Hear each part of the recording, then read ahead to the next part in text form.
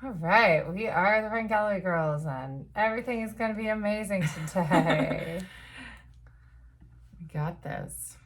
We do. It's nice that we have the setup to where it records the same, it opens up an old project, and so I don't have to set it up again every time. Well, that's good. Yeah. Fingers crossed. I think we're at 34 today or something. Okay. That's sweet.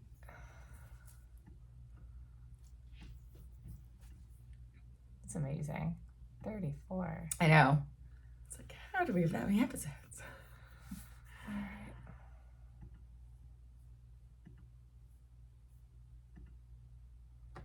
Okay.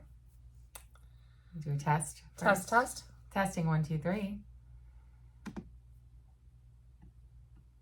Test. Testing 1, 2, 3. Yeah, and that's my sound. Okay, great. All right. We're ready to do. Let's try one more time. Okay. Hello, test. Testing 1, 2, 3. Talk. Okay. Testing 1, 2, 3. Good morning. Hello. Okay. I'm just looking to see if the where levels you're are picking up. somewhere. So I think you need to be here. Or wait, you need to be here. There you go. Let's try this again. Hello. Good morning. Testing 1, 2, 3. Good morning. 1, 2, 3. Okay. So you're picking up less on my mic now. I don't know why that is. Right. Hello. Okay. Hello. Good morning. Testing 1, 2, 3. Yeah. Moving the mic. That sound. I will try not to do that. I Awesome. think we're all right. I think we're good. Yep. I mean, it's nice that it's nice and loud in the car. Finally, it pays off being loud. Well, I do hate when I have a podcast and I have to turn it up. Me too. So, although I do think maybe I need to turn down just a little bit so that I don't go into the bright yellow when I talk. Yeah, that's probably good. Cool. I think our levels are good. Okay. All right. What time is it? 6:17. We got this. Alrighty. A running podcast where nobody runs. Good morning. Good morning. I'm Naomi. I'm Liz. And we're the Rent Gallery Girls. And we are here with an episode that will actually be published on the day that we're recording it. It is Wednesday and we're so happy to be here. Yeah. And thanks to everybody for continuing to support and listen to us, even with our sporadic posting pattern. It actually hasn't been sporadic. We had the 3-week break, and then we have published on Wednesdays, even though I was away at the beach last week, and that was a pre-recorded episode. Yes, that is true. Which is very, very fun that we can do that. So yeah. Maybe we can get our ish together and have a couple more pre-recorded in case that ever happens. Put them in the can. And we're at episode 34, which is crazy. It's really crazy, especially when we started this just as a little passion project. Yeah, and we're like, maybe we can do one a week. I don't know. And we're doing it. Yeah. Kicking butt. Well, at the beginning, we're sometimes recording 2 a week. Yes. But we have a really great episode for you today because a lot of stuff has happened. I'm not pregnant, but that would have been a great thing to announce. But we have been pool running. So we're going to talk all about pool running.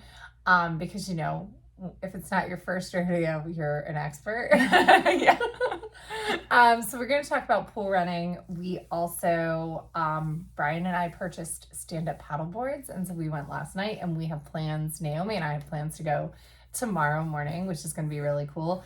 And we're going to talk about marathon training because everybody's getting started. Yeah, and we're supposed to be doing that too, I think. Yeah. Well, I've seen a lot of really great questions in some of the Chicago and Marine Corps groups about what do you do if you skip a long run and things like that. So we can go over all of that. And so hopefully you guys liked our gear episode. We promised to get some links up there. Yes. Because you guys like the gear we like apparently and you want to try it out. So that's kind of exciting. So why don't you tell it? Wait, had you had your PRP when we recorded? Yes. So I was off that I was off my feet by that point, right? Because the last right? Or were we going into no, the you were recording? going into it. So we Okay. recorded Wednesday. So tell everybody about your PRP. Oh man, the good, the bad, the ugly. Yeah. So I honestly do think, I don't know because it hasn't worked yet per se, because it's going to take 6 weeks to find out if it's worked. But I do think I would jump to this sooner, maybe like in the future, knowing that it just has a really good efficacy rate, knowing that the downtime is not going to be that bad. Like, you're going to be okay if you have to take off a few weeks of running. Like, that's not, for me before in the past, that's always been really hard to take any downtime. Mm-hmm. And so far, this downtime has been totally fine. There's been, I've found ways to do other stuff. I've also not minded, like not missed running, which is really weird. Yeah. But so the injection itself, I'm not going to lie, was like super horribly painful. Not the needle, but like the pushing in of the the fluids or whatever, like my own plasma.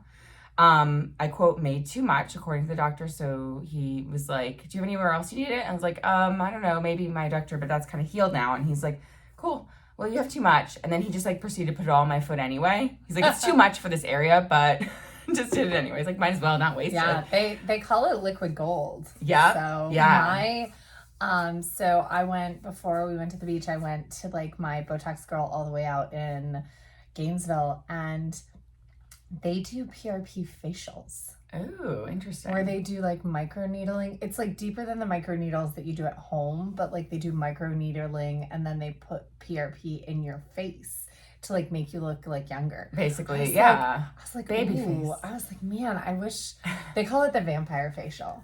Oh wow. Yeah. Okay. And they're using your PRP, I'm assuming. You have to, right? You only use your own blood. And so they'll spin it down. Like, part of me is like, man, I wish I had a lot of money for like the skin treatments that they do. They have like this Morpheus thing that like, I don't know, it's like a laser needle thing, but it makes you look incredible. I was like, ooh. But then then we wouldn't be selling Beauty Counter. That's right. Well, it would work with like good skincare together. That's good true. Skincare works with pharmaceutical things. But yeah. Speaking of, Beauty Counter is kind of a sponsor, but really we're brand advocates for Beauty Counter. So that's one way that you can support the podcast. They're amazing products, you guys. Like, it's not like we're hawking something just trying to make money. No. We joined for Run Galloway Girls because I had already been with the company almost 10 years. And if you are looking to try just one product, it should be the vitamin C serum. I love that. Yeah. It's so good. I mean, every product is so good. And the new water cream is really good too. But that's enough on that. You can visit rungallowaygirls.com/shop or beautycounter.com/rungallowaygirls to shop and support the podcast. Yeah. And keep your face looking as young as that vampire face. Yeah.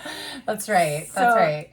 So I think, and then I did some like research into why maybe I had too much platelets. PRP. Back to that. So apparently, like, if you have like some low grade anemia, you might make too many platelets. I was like, ooh, so that might be why I had too many platelets. Oh, yeah. Not a good thing to have too many platelets. Yeah. But I mean, maybe a good thing for my foot. Well, and maybe that's something we have Inside Tracker. We need to go do our Inside Tracker. So maybe that's something that, you monitor, because I think that the lab, like Inside Tracker has and we are not sponsored, you guys. This is not, I know that you hear Inside Tracker on everybody's podcast. Right. This is something that we bought, purchased. And we actually haven't done it yet. Right. We did the first blood work. I used like my blood work I had done anyway. Right. But we still have 2 blood draws. Right. So we need to use the ones we've paid for now. But so you send it in, Inside Tracker then actually analyzes blood work you already took, which is nice. And so the doctor's office will have like this really big range and call it okay. And Inside Tracker narrows that range to an optimal range, which is really kind of cool. By narrowing the range, like myself, that was actually how I discovered I had B12 anemia. And I actually can't get iron deficiency anemia because I have the ability to absorb non-heme iron. So I have a genetic variant for hemochromatosis. And I'm heterozygous for these 2 different variants. And what it does is it puts me at a 3% lifetime risk of iron overload, which is not very high. But it also gives me this protective thing of absorbing non-heme iron. So when people talk about spinach being a great source of iron, it is if you can absorb non-heme iron.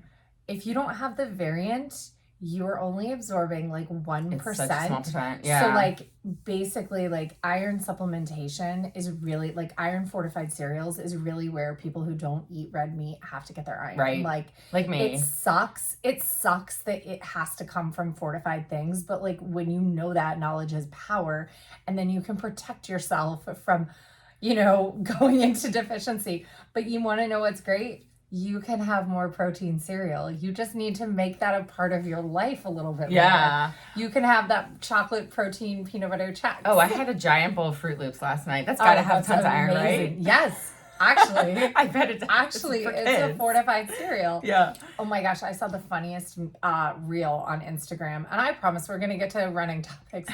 But it was millennial moms now telling their kids, no, you can't get that cereal. Cereal's not even healthy for you.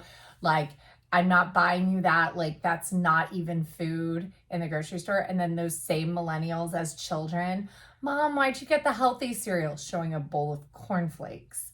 Can you at least pass me the sugar bowl? Putting on 2 teaspoons of sugar. I'm like, oh my God, I so did that.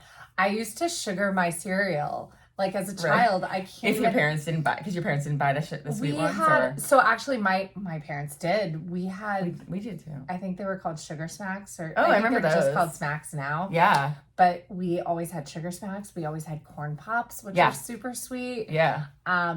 But they also would buy Corn Flakes and Rice Krispies, and Rice Krispies need sugar. Yeah, sorry. They're too plain. Yeah. Even Chex, like a bowl of Chex, like I'd like to put like a half a teaspoon of sugar on it, or get the sweet fruit ones. Or something in that way. It like has some natural sugar. I don't want to put fruit in my cereal. I don't like my fruit mixed with anything. I like my fruit separate on the side. I don't like my fruit covered in chocolate. I don't like. The only time I mix fruit with anything is jelly and peanut butter. I am a separatist when it comes to food. Oh, that's not true. I like apples with peanut butter. But are apples even a fruit? Are they even a fruit? Yeah. I'm just kidding. Well, we did all the sugary cereals, and I feel like that's carried through because we do all the sugary cereals. But it's great. In our household now. It's great. They are, okay, if you actually think back to those commercials, they are part of a balanced breakfast. They're not an entire balanced breakfast. There you go. If you remember those commercials, there were also like eggs. They would always have like, eggs and a glass of orange juice with their cereal. No, we didn't have that. Which then does actually make them pretty healthy. Oh, speaking of something crazy, one egg only has 70 calories. And so much protein. Like, eggs are a superfood. But like... It's not enough calories, though. Yeah. Like, you can't just have 2 eggs or 3 eggs for breakfast. No. Like, I'm like, you gotta throw some carbs on that, too. I gotta add eggs to my cookies. So that's what I've been doing for breakfast. Oh, nice. I've been having my pack of cookies and 2 eggs. Yeah. I'm like, this is a balanced breakfast right here. There you go. Yeah. If you're not doing like toast, which you're not. Oh, so what I did though with that knowledge, or that like, I mean, I need to go get the blood work done, but is, listening to Swap and hearing how Megan like doubles down on all of her iron supplements, and she uses the same brand as me. Okay. And I'm like, oh, just make sure to take my iron and maybe even pop 2 some days. Perfect. Doubles down on the iron. Perfect. So, and then I need to go get the blood work done. Well, I mean, I think that knowledge is power when it comes to that. Exactly. So we got to do that. Yeah. And see where we're at. And then, so then for back like the next, PRP. Right. So back to the shot. So like, the injection itself was horrible. It was really painful. Apparently most people do like a local, number or block or something. He did use a numbing spray, but like maybe he just knew that I had high pain tolerance. So he didn't give me a block or, a, what do you call it? Like a nerve block. So just did the numbing spray and then the injection, and like the nurse was like, "You're doing really amazing." I'm actually really shocked because didn't cry, didn't just that's just took crazy to me that they didn't do any kind of local anesthetic. He did spray, but it's that not. He didn't do an anesthetic shot. No, or something. Yeah. I mean, I think a lot of people do, but maybe like I don't know. I think I would still do it the way I did it because it was fine. And then I hobbled out of there. It would have been good to have my crutches before I went in because I definitely couldn't put weight on it until probably like 4 hours later. And then I was like, okay, this isn't so bad. So by like lunchtime, it was just, I stayed off of it to the extent I could for the weekend. That was the only issue. Like, you're supposed to stay off of it for 3 days, which I don't have the ability to completely stay off of it. I live in a house with 3 levels. I have 2 kids. I have a dog. Like, I couldn't just go sedentary for 3 days straight. So I don't know if that's, going to play into the overall outcome of it.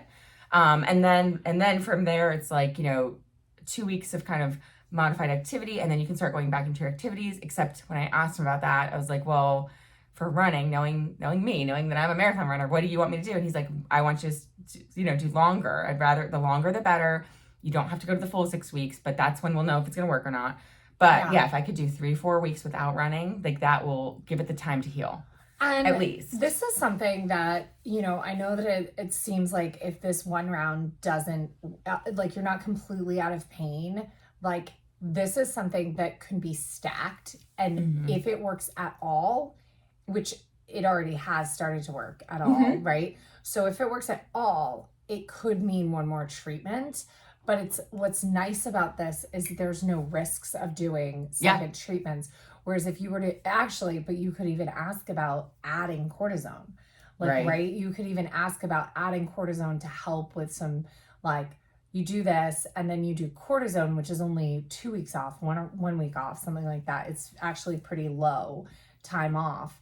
And then, see if that doesn't get you over the line. And if it doesn't, then do another round of PRP. Like, this is something that will stack. It's not something like the Shockwave, like it either works or it doesn't. Right. And they do stack that, but if they don't see improvement with Shockwave, then it's like, well, it's not, another treatment's not going to do anything with, with the PRP. Yeah, they did say, like, they could even do another round of it within, this cycle, but they'd wait till the 6 weeks. So that would be putting me out at a longer time. Yeah.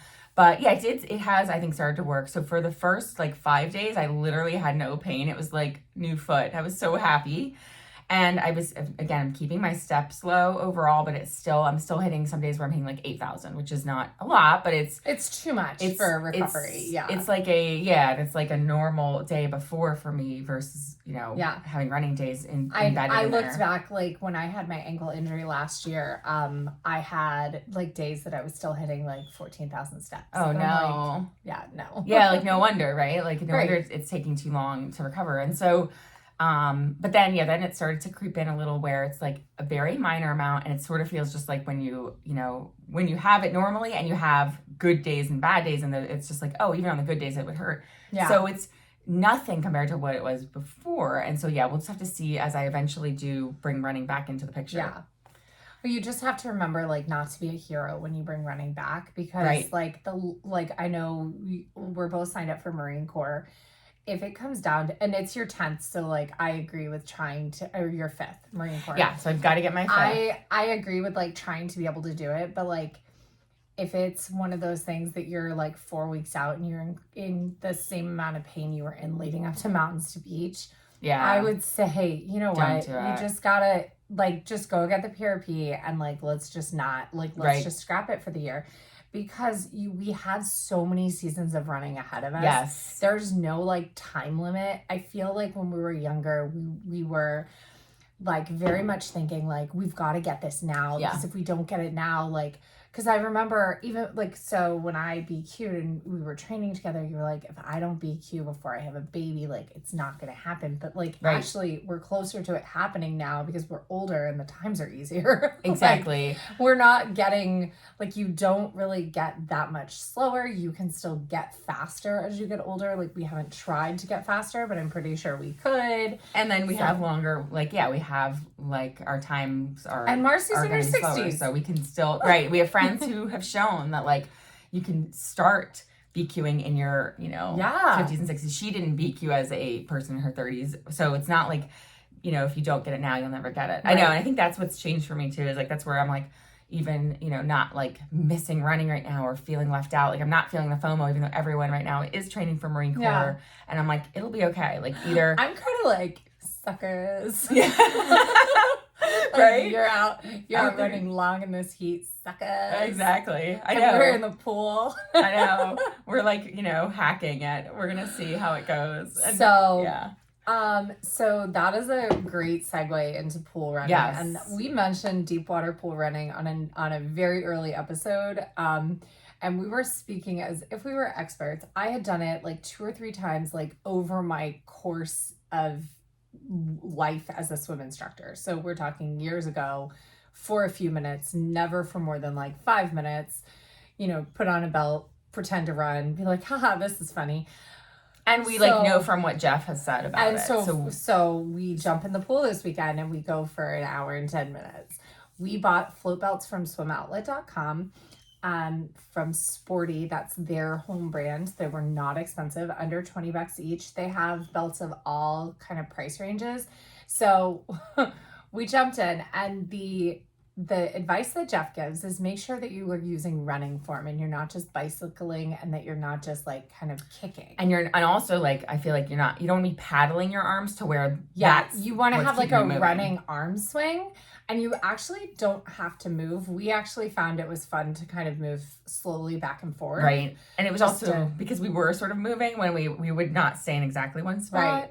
Right. But and it was both hard and easy at the same time. Like you have to really think about your form.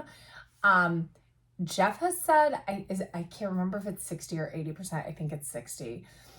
Or that was in a Runner's World article, that you can replace up to 60% of your volume with pool running. That is like mind-blowing to me. And I don't know if that, and this is going to be very, very interesting for us to figure out. I don't know if that is, if you are a like kind of 40 to 50 mile a week marathon training, you can replace 60% so that you're still doing like a good volume on the roads.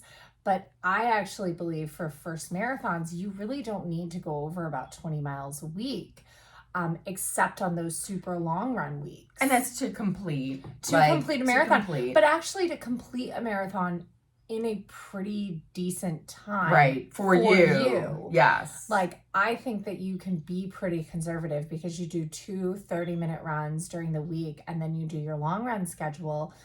And I truly do believe if you're living kind of a healthy, active lifestyle, you can run a pretty great race doing that. So, yeah. So, and I think I'll have to go see if I can find what the equivalency is, but most guides out there say at least 1 to 2 of your runs per week. But then when you take it on the scale of someone who can't run, so for me right now, or for you with your ankle injury last summer, like you said, we should have just done this last summer. I should have. But I did a lot of swimming. I swam like 1,900 meters. Yeah. Which is a lot for me at that time. Or 19,000 meters. Yeah. It was a lot at that time. Yeah. And so with with that, it definitely it should be something you consider when when you can't run at all. I'm actually really interested to make it part of our training. Because here's the thing about water running. Okay, if you are looking to add volume, 100%. At worst, it can build your low aerobic base. It's joyful, kind of fun movement, and it kind of keeps it different.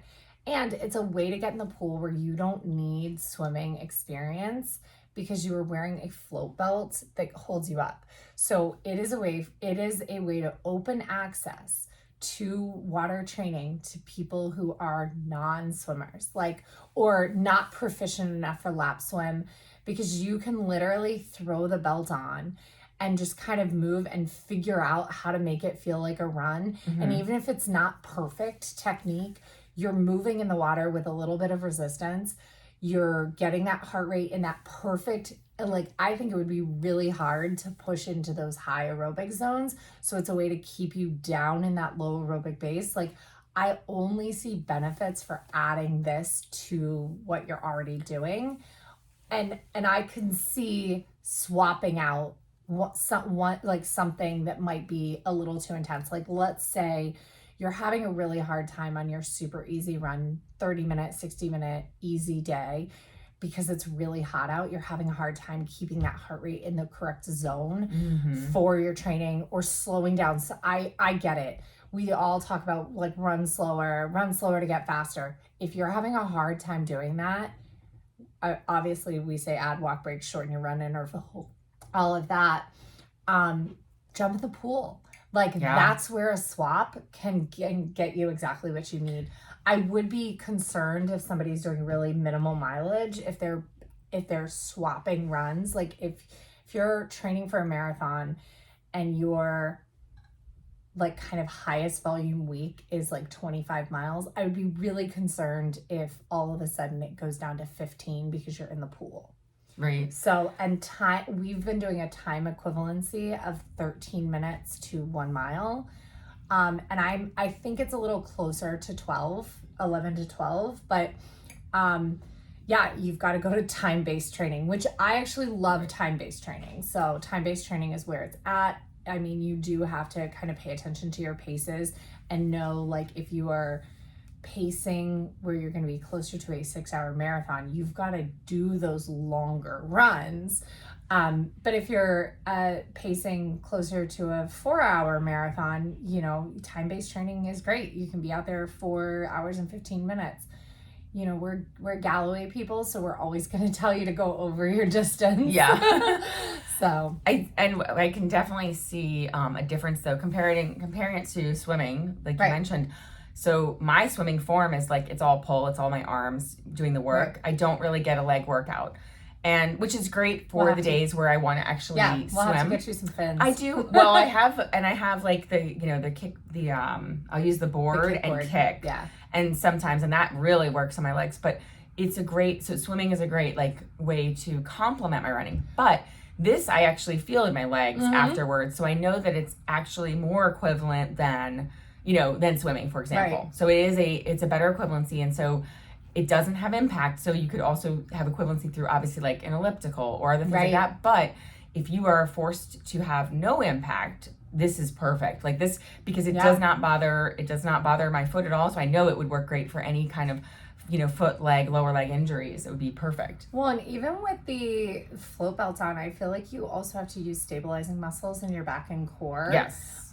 So I think that that's also a great benefit of aqua jogging. So definitely give it a try and let us know what you think about water running. We've had fun because we still talk during it. So it felt like, I'm not sure. And we brought a speaker and listened to music. Yeah. Oh, yeah. That's a great suggestion I would be doing it on my own. I know. I mean, I guess, yeah. So we brought the speaker and had music, or you could like, if you had waterproof headset. Or just AirPods, because your head doesn't go under water. Right. So you can listen to that's also listen a to a benefit. podcast or music or something. But yeah, it is definitely like, that's part of why it's fun to do together, because we can still talk. So it's sort of like doing a run together because we're side by side talking versus swimming and being underwater, or biking and being tandem where we can't talk as much. Right. So, but hopefully we'll be biking again soon too. Yeah. Yeah. So yeah, give it a try. I think the barriers to entry on it are fairly low, other than the fact that you do have access to a pool. With deep water, like over 6 feet or deeper. I would say 5. Actually, because of the belt. Yeah, because of the belt, I think that we were able to like get pretty much into 5 feet. Because 5 feet is like, it's pretty high. That's true. That's true. So yeah, that belt's gonna hold you up, and kind of hold your shoulders out of the water. So. And one thing also, like form wise, that I realized after the first time we did it, I was like hunching my neck too much because I had like really bad neck pain from doing the first day, and so I did have to work on like keeping my neck and shoulders more, like straight, upright, and so there's definitely going to be some, hit or miss with it. But yeah, after 2 times, like we're experts now, obviously. So. Yeah, of course. But it'll be very interesting to see like kind of how this works. My like thought is we should, and this is like for experiment purposes. Right. And of 2. Even when you're cleared to run, my thought is as long as there's morning swim, we should replace one of our mornings with an aqua jog through, that'll be through the end of September. Yeah. So that's going to take back like some mileage. But I think that, and we can keep one morning and then maybe add a double on the other run day to get that volume up to where we're like used to it being. So. Yeah. And because that's an interesting thought and point, is that like when you look at the pros, like I'm reading Kara Goucher's book right now, and she's using, the only way she got up to her mileage, where when she was training for 5K, it was like 85 miles a week. Then it was like 100 when she trained for her first marathon. At this point in the book, after Colt was born, which, oh my God, it's like devastating to read about. But she's at like 120 miles a week, but she's doing so much of that, like, I don't know, probably more than half it on the Alter G treadmill. And she gets one for her home at one point, at this point. She has it in the home so that, because again, she's got a newborn baby. But so much of like the pros are not just doing road miles that are pounding on their legs. Like they are doing, so pool running is sort of our equivalent because we don't have an Alter G treadmill at our disposal. So there are some kind of straps that you can get for your treadmill. Oh, to make it. To like lower gravity. Yes. I've seen that, yeah. And hold your waist up. I was just thinking, I was like, oh my gosh, we should get those because we both have treadmills. So we should definitely like see about like different things like that we can incorporate. Right. Like that would be that support incredible. Lower impact. Yeah, that would be incredible. And then something that Swap always recommends is uphill on the treadmill. Yeah. Because uphill really takes a lot of the pressure off, the impact pressure off of your lower legs. And so they talk a lot about doing uphill. And then they have actually incorporated elliptical with a lot of their athletes for their doubles. So just like Jeff Galloway. Yeah. And so just remember that joyful movement, however you're getting it, is going to improve your overall fitness. And it doesn't have to be away from your family. We've talked about that a lot too, is that, you know, these activities can be things that your double can be a 30-minute walk with your family. And that is going to count to help your fitness. Yeah, and if you have access to a pool, and we did this on Sunday, you bring the kids to the pool with you. You know, they're playing and you're doing your pool running, you know, right nearby. You can still watch my jump. Like you can still see, like for the watch my jump. You're not doing laps. You actually have, you're able to. You could even have them bring you toys and you go throw them. Yeah. Like you can be a little more interactive in a pool run than obviously then if you're out on a run where they don't see you or if you're doing laps and they can't really disturb you. Yeah. So. So a little pivot now to our next, like, the Run Galloway girls try things other than running. Brian and I paddleboarded at the ocean, and Naomi had paddleboarded on her vacation. And Brian like finally was like, actually, this is really fun. You know, maybe we should get 2 paddleboards so that we can go together. Because I had borrowed a paddleboard from a friend for a year and literally used it 0 times. Aww. Because I didn't want to go by myself. And so we did it, and we bought 2 paddleboards from Amazon. I will put the link up. They're the Rock, like ROC brand, outdoors. They were about $250, and they're inflatable. And they're inflatable, but they're like really highly rated inflatable and ones. They felt completely stable. We took them out last night. They felt completely stable. They were not hard to carry. The 0.3 of a mile down to the lake.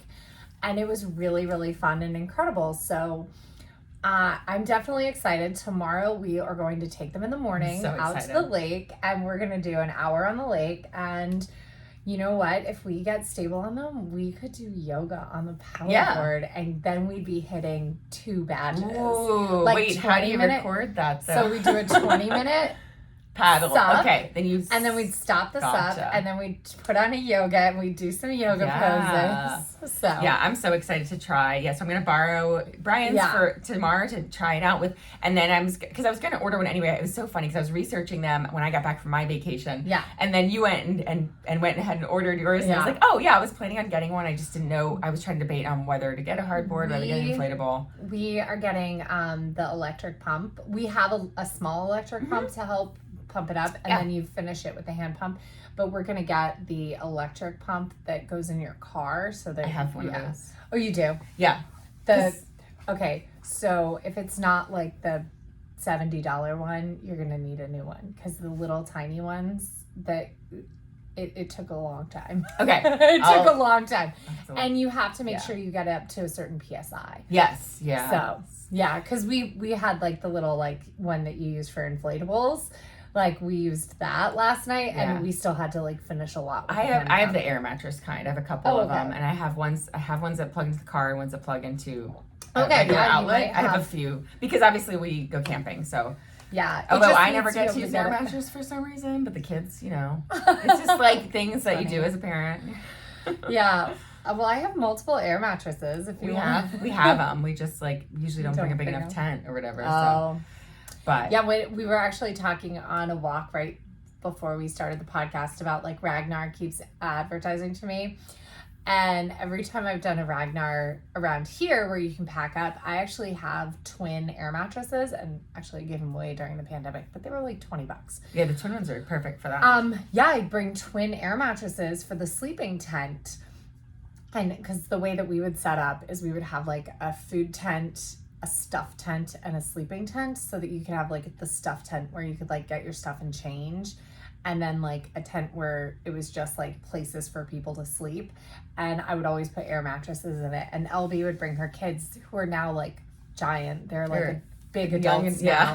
But they were like, 5 and 7, 6 and 9. And they would always snuggle with me, and it was the greatest. I would have this little heater of a child like snuggling with me. Sweet. And of course, like, I've known them, but like really on all times that I've interacted with them, it was probably like 5 in-person times. Like it's more like mom's going to hang out with Liz, like, right?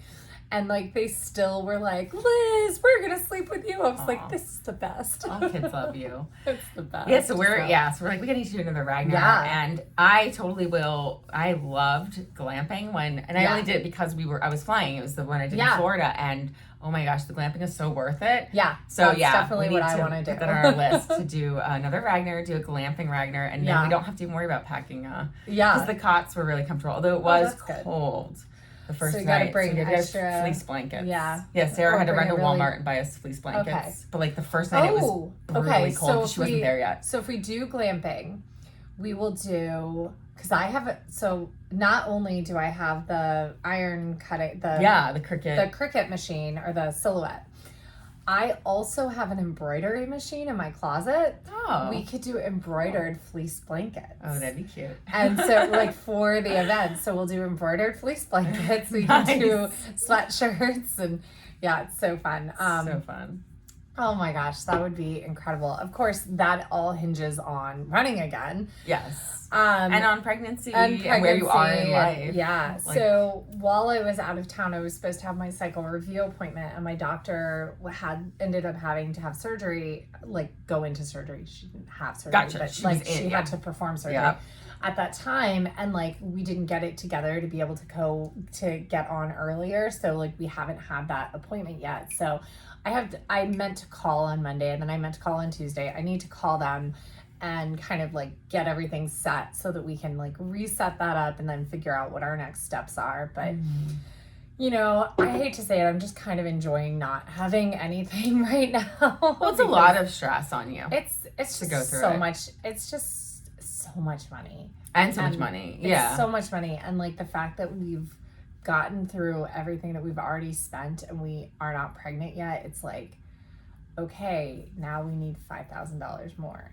And then it's like, if that doesn't work, will we have we haven't gotten our results back from our last 2 embryos. So it's like, do you take if they pass, we will have another shot, right? But if neither of them are euploid, then we have to go to another clinic and go with our donor embryos. And then it's just like every step of and then that's like paying another clinic for everything. And I don't know what the transfer fees are or what there's like psychological evaluations that we're going to have to pay for. And like, we're going to pay for that for my sister. Right. For the donor. Right. So it's like, it's just a lot. Yeah. So it is. But I mean, hopefully this is not stuff that we have to worry about. And like, it's also really good for me to like take some time away, because I tend to be like, well, what if I'm the worst case scenario? And so like, I started like thinking like, oh my gosh, what if I need to do like 3 months of this or 3 months of that? Like, should I do all these tests first? And it's like, well, like really you should assume that with a euploid embryo, it will work. If you have 3 of them, by the 3rd one, you will have a live birth. That's like 98% of people. Yeah. Only 2% have like things that are super bad and it won't work. Well, I'm worried I'm that percentage. Right. Someone is that 2%. But there's no way of knowing. Because we don't have 3 embryos. So that's where I'm like, ugh. I mean, we do, but they're not ours. So it's like, what do we do? What do we do beforehand? Do we spend a lot of time testing only to have it all come back fine? And then be like, shit, why did we waste all of that money? Because there's money involved testing. So who knows? Who knows what we'll do? I'm probably just going to follow my gut, because every time I follow my gut, it's right. Versus like the doctor gives their opinion, and then I'm like, I really want to try this, and then it ends up being better. So yeah, it's always like, that's just the way that also you can, make peace too with whatever happens. Is I feel like if you know that you've done everything that you can and are willing to do within your power, and like, because there are too many unknowns. I wish I had done this differently. Right. Yep. But like with that, it's like, okay, well, how much training do I do? Right. Like, where's that, where's the line? Where's the line? And like with the things you've been doing recently, where we've been chasing those Garmin badges, the yoga badge, the strength badge. Oh, it's so fun. I want to talk about like having Peloton app. But those are safe. Like, because they're not that, like, honestly, like 4 hours a month is kind of, I mean, we should be doing more than that. I don't know. I feel like it's the perfect amount. It is a great amount. I love it. I mean, because it's 8 hours. But I did, yes, it is. But I looked at last week, apparently, because I was looking at my Strava last night. And so I did 3 hours and 48 minutes of yoga last week. So apparently I didn't have any yoga until last week to get the badge. Oh my gosh, that's a lot. But if you do 2 30-minute yoga sessions every week, that's your 4 hours. Yeah. Or 3 20-minute yoga sessions. 30 minutes last night. So I could start chipping away at it, because I don't want it to be all in the last week of the month. I should have done some yoga last night. Well, you paddleboarded. I did. So they're, but like all those other activities around, they are safe. Like, they're not. Yeah. It's not, or at least, they're, and running is safe too. But like, there's a difference, because when we go into running, we're doing a lot of it. And we're doing training, and we're doing like intensity. Running exactly. And running does provide a little bit of chronic stress. And I was just listening to Swap, and they talked about how the human body is really made for acute stress, but chronic stress we can handle until we start to shut down. And so that's really important to remember, that marathon cycles do bring you to the brink of chronic stress. Mm-hmm. And so that is another reason why you need a full down period after a marathon cycle. Yeah. Like, even, they talk about 1 day off per mile raced. You can kind of get away with, a day for every 2 miles raced before you start running again. Mm-hmm. So about 2 weeks of no running, and then gently go back in. But if you're going right into a training plan, that's really where like your body can be like, hold up. And so that, like, this is too much. Like, this is like, you're going to be tired all the time. And, Sarah, who runs with us, got her hormones tested, and part of me wonders, and it was in June still. Yeah. And part of me wonders if she was still, and all of her hormones came back low, which she is going through, like, she's mid-40s. So, we've got that to deal with as well. But she's coming off a cycle of cumulative stress that began in March of 2020. Right. Like, because she has continued to train. But she's been worked through the pandemic. Yeah. So, a super stressful job. Exactly. As a nurse, ER nurse during the pandemic. And so that's where you really have to look at your overall. And and what's great about, she did this hormone testing, and I haven't chatted with her to see how the supplements are working, but it gave her supplements to help. But there are some things that, rest is a big part of the equation. Supplements do great things, and they can really help. But the other piece is really relieving some stress, whether that's a vacation from work, if you have that ability, whether it's taking time away from training and resting, focusing on things like sleep. My life is so much better, and my HRV is so much better since I started to make sleep a priority. Yeah. And so, yes, my HRV too. And, or if you can't take a vacation from work, can you work with your work and figure out, ways that you can change your duties and your stresses at work? Are there ways you can ask for help? Deep breathing exercises. Yeah, that's to really just see if you can't offload some of that stress. Yeah. That physiological stress from your body by adding more relaxation pieces in, deep breathing, and you can even do it if you're working in a high stress environment like nursing. You can even see if hey, coworkers, let's work on bringing the stress level down together by doing a 10-minute deep breathing thing or whatever. My coworkers all do walking together, which that's so great. They've drastically improved their health with that. But, you know, we do a lot of, you know, with our kids, emotional regulation, self-regulation activities. Yeah. And I swear, since the year that we brought that in, it's been really, or the 2 years that we've been doing conscious discipline, I think that it's really helped the staff in its entirety understand and learn to regulate themselves, because only emotionally regulated adults can help children learn to emotionally regulate. Yeah, that's true. So that's one of those tough things. Yeah. So we should talk about the Peloton app and how great that has been. Yeah. Now I'm 100%, like, I was like, oh man, I have to pay this monthly cost and just to have a bike. Right. And it's kind of like, you know, do I really want to commit to that? That was sort of like the hesitancy. Yeah. And now, like, because of chasing like these strength badges and oh my god, the app is incredible. App is so good. And like, Naomi, you use it I use my screen. You use it on your bike, right? And I also use it like on my phone, but most of the time I just turn the screen on my bike so that it's facing the room. So you know the little camera, like, it can watch your body. There's like a setting you can go into so that you can make sure you're mirroring properly. Yeah, which so I is really turn cool. it into the room, and then I just I use the screen on it, or if I'm not home, I use my phone and pull it up in the app. So I use it 99% on my iPad. I use the Peloton app on my iPad, which is incredible. So I have that set up upstairs. And it's like the workouts are really, really good. They're really and good. They have everything. Yeah. They have strength. They have yoga. They have meditation. They have walking audios. They have running for outside audios. Mm-hmm. They have stretching. They have dance cardio. They have HIIT. They have literally Pilates. They have everything that you could look for. And the best part is they put out new classes every day, all the time. Yeah. So you can keep taking the classes that you love over and over, or you can just follow an instructor and do their classes. They also have programs where they give you like during 1 week, they'll give you 4 workouts, and they don't assign what day you do them. They just assign what order you do them in. And so you can do those 4 workouts over a 7-day period.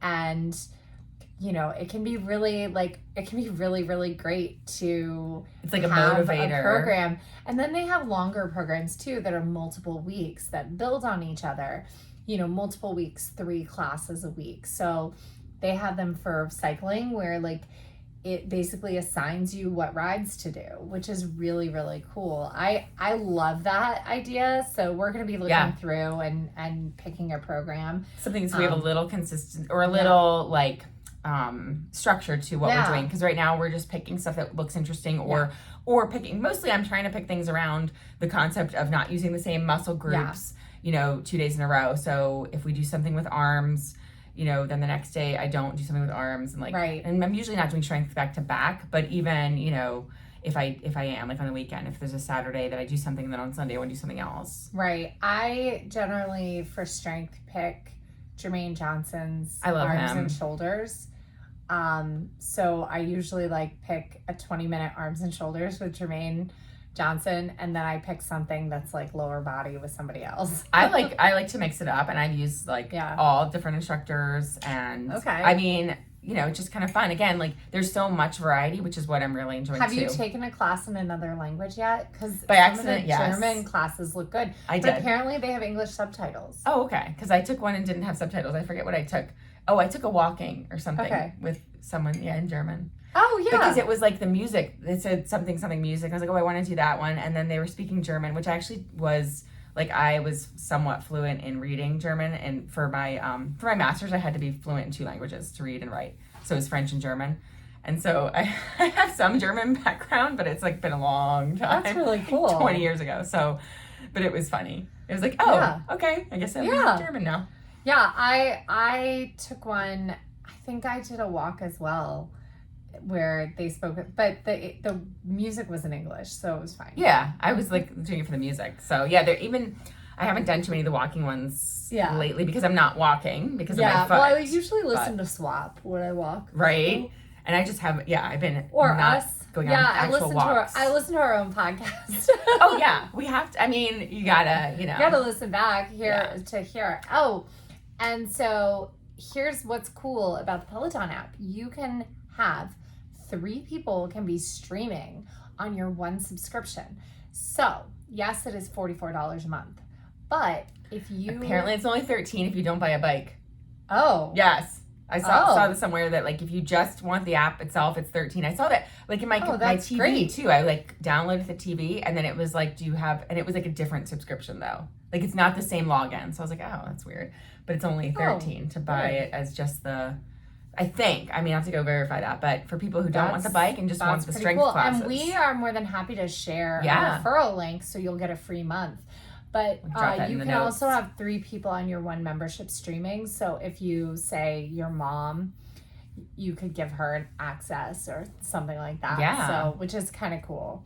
But you do have to you can't share it around everywhere, to everyone. Right. But I would say someone in your family, it's worth adding them and letting them give it a try.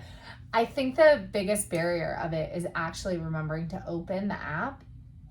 So I think like all workout programs, you have to like remember to use it. Right. I had Beachbody On Demand. I think it's just called Body now, but I had it on demand for like 2 years and never once used it. Ouch. Never once. Yeah. But I used to love the videos. Like I used to love like the DVDs. So it's weird that I never opened the app. Yeah, it just wasn't part of your day-to-day habits. Yeah, and that's where like these Garmin badges have helped because I need to do strength. I need to do it anyway. And then, now I have this great way of actually following an actual real strength program because it's not going to be just like me trying to throw together a couple things, but I'm following, strength. It can be really hard to get 4 hours of strength on your own. It's like, okay, which what do I do? Groups do I do? Right. How do I pick these things and put them together? Like the different combinations. What I love is I actually have a little bit of background in strength training. Of course I do. But in high school, I hated gym. Yet junior and senior year, I signed up for weight training as like my elective. Yeah. Which is just crazy that I like hated gym and then chose to do more gym because I had never done weight training before. And I freaking loved it. And our weight training teacher, coach was also the football coach. Coach Callahan, and he taught me so much because like how you got graded in weight training was you had to improve your max, your 3-rep max in bench press, deadlift, and squat.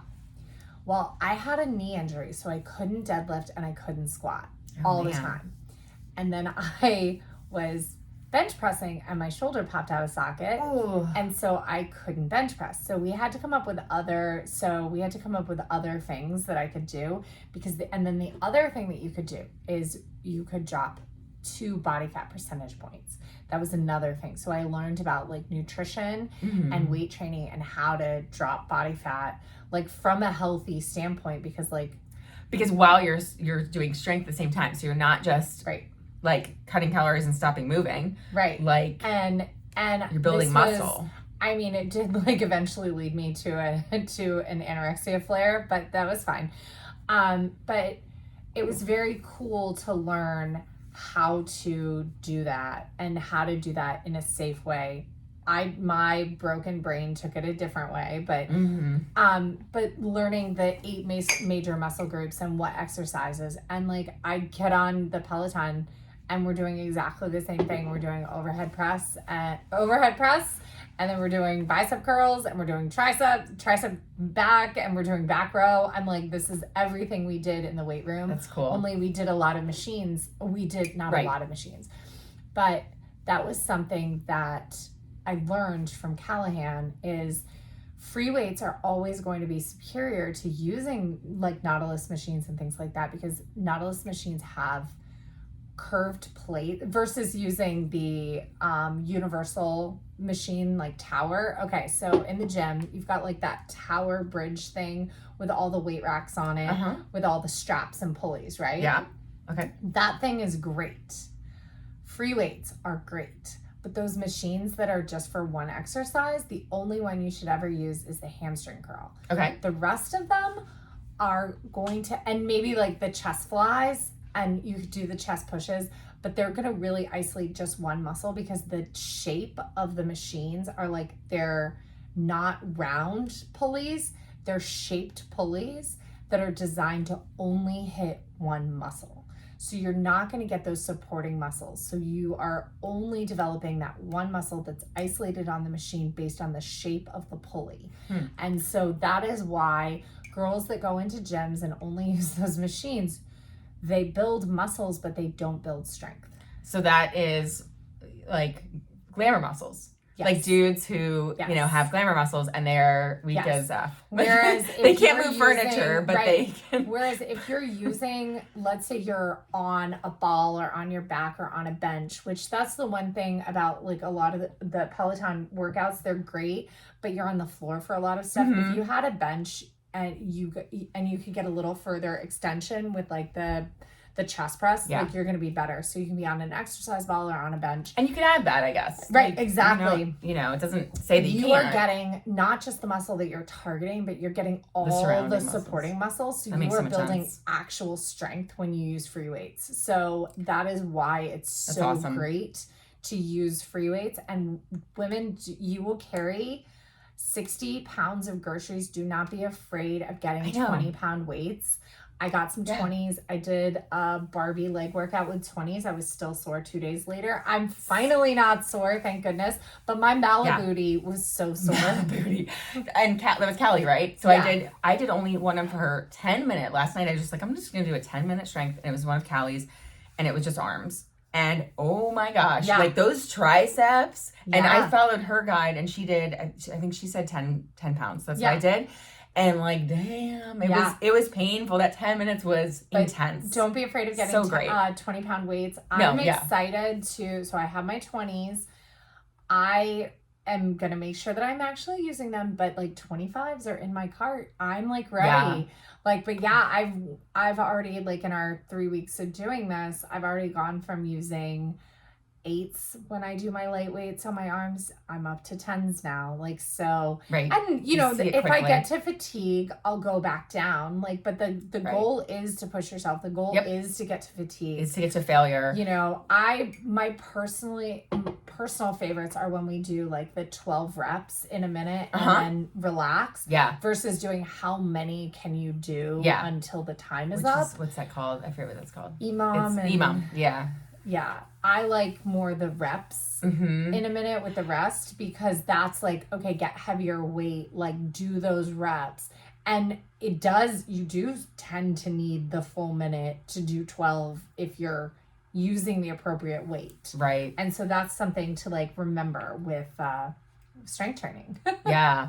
I know. I'm so loving it. I'm loving all the classes on Peloton. Definitely worth the cost. Yeah. Like, I mean, the bike is pretty cool too. The bike is really cool. I didn't use mine at all in August. It's so funny. July because we had the transfer and I wasn't supposed to do anything. And so I did very minimal yoga. And then by the time I was allowed to do stuff because it failed, I went on vacation. Yeah. And then I got back and like I just haven't ridden. But there's a long ride this weekend that I'm hoping we can go outside. We need to go do 40K this weekend. Yeah. But it's so great, like just having all of the different activities that come with the bike. Yeah. So definitely like I was pleasantly surprised because I really didn't think I would use all of the other stuff that's in the app. I just didn't know. I was like, I don't know if. And now I'm just like all about it. And they're actually, I think that's what it is. It's the quality. It's the fact that they're high quality. They're not, and so like the yoga classes, the strength classes, they're actual real classes. They're high quality. You're not just phoning it in with any of these instructors, and they're not like dumbed down versions. Right. They're not like watered down like strength for Peloton. It's no. They're legit. And the instructors are all really good. They're like, don't worry, I make mistakes too. Like, do the best you can. So, like positive. They're the best people. Oh they're my gosh. so great. They're so great. Yeah, whoever it was, I have to go look who it was who I took last night for the yoga. And she was like, I mean, the things they say, they're just like, they make you feel so good about yourself. And like, they're just so wonderful, these instructors. Yeah, so we're definitely Peloton fans. And we're not sponsored, obviously. Yeah. I mean, hopefully we will be. And we'll be able to give you a code for, you know, a discount on a bike. That would be amazing. Yeah, but we'll put our referral link in the pod, the show notes. Yeah, so I think that's a pretty long episode for today, and hopefully we'll be back. Hopefully we'll find some time to record one for the can this weekend. Yeah, some bonuses. Yeah, some bonus episodes. Definitely let us know, because we didn't get to marathon training questions. Yes. So maybe that'll be our next episode where Yes. we can get frequently asked questions when training for a fall marathon. Yeah, so send us your questions. Yeah. Email us at rengallagirls@gmail.com, or shoot us a message over, obviously, in our Instagram or our Facebook pages. And oh yeah, there was actually one question that I said that we would talk about on the podcast that was it on messaged Instagram or to us. Facebook? Oh I'll no, pull it was up. just, could we get links up? Oh yeah. Yeah. We will get links We up are for our gonna- favorite thing. Yeah, we'll get some, and maybe we'll do another roundup of favorite things. Oh yeah, too. there's more gear we can talk about. We didn't even dip into we just covered half of gear. So we have so much gear to talk about. All right. Well, we hope that you guys have a great day. We're going to go have a great day, and we'll see you guys later. All right. Bye. Oh no. All right. Bye.